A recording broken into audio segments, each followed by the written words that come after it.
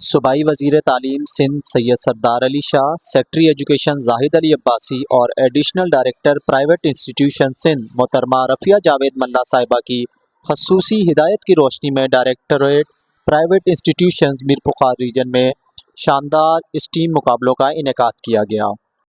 नाजरीन, ताज़ा तरीन अपडेट और वीडियोस के लिए हमारा चैनल सब्सक्राइब कीजिए और बेल के आइकन पर क्लिक कीजिए ताकि आप हमारी तमाम आने वाली वीडियोस से बाखबर रह सकें।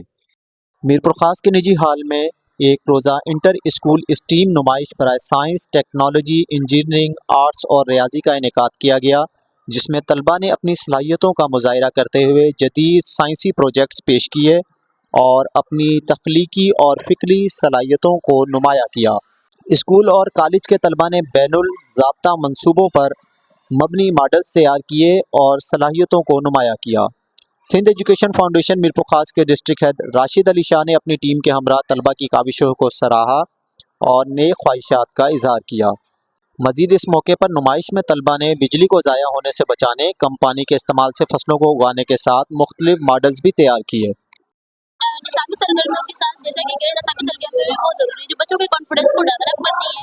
इसी तरीके से मीरपुर खास लेवल के ऊपर स्टेम डे के इवेंट के अंदर मीरपुर खास पर के तमाम स्कूलों ने पार्टिसिपेट किया है, जहाँ पर बच्चों की हौसला अफजाई की गई। पीपल्स स्कूल के 2 कैंपसेस ने शिरकत की है, CHS कैंपस और EMS कैंपस, जिनके अंदर बच्चों ने मुख्तलिफ प्रोजेक्ट्स बनाए हैं। इन तमाम प्रोजेक्ट के जरिए बच्चों की गैर निसाबी सरगर्मियाँ भी हो गई है, जिससे कि उनका कॉन्फिडेंस डेवलप हुआ है और जो है ये पूरे डिवीजन लेवल पर है। ये हमने एक छोटी सी कोशिश की है आप लोगों को ये बताने की कि आप लोग डिफॉरेस्टेशन कम कर दें।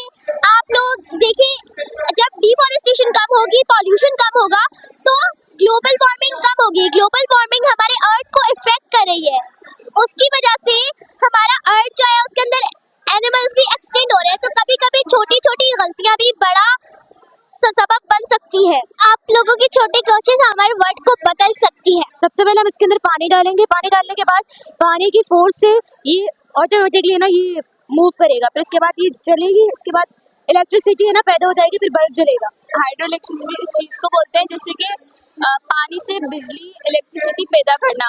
अब इसमें ये काम हो रहा है कि सपोज कर ले कि ये डैम है, सही, इसके अंदर पानी जमा हो रहा है, डैम के अंदर पानी जमा हो रहा है और वो प्रेशर के साथ टरबाइंस के अंदर जा रहा है, तो टरबाइंस मूव हो रहा है।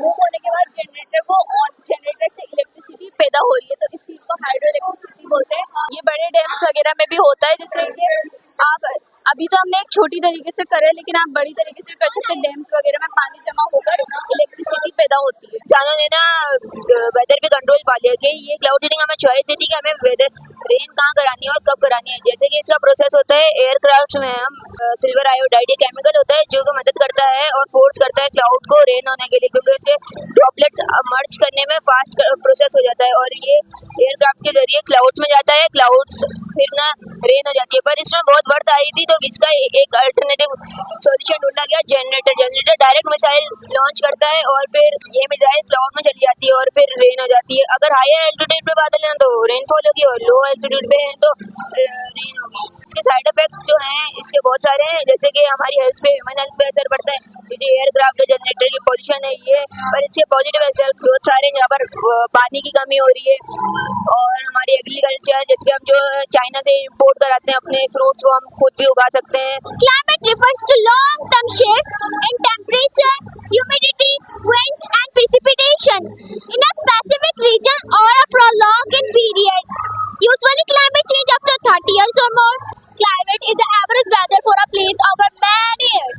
When the average weather shifts, that's climate change. When sunlight hits Earth's surface, some is absorbed and emitted as heat. Humans burning fossil fuels and changing how we form and use land. 90% of that extra heat has gone into the seas, causing rising of sea levels and less snow and ice in the Arctic. Hydroelectricity is the project in which the waters make electricity. It's a renewable energy which help us to make cheap and easily make electricity. It can help us make electricity through water, and we have the model working in it. Like when we add water in it, it's like makes electricity.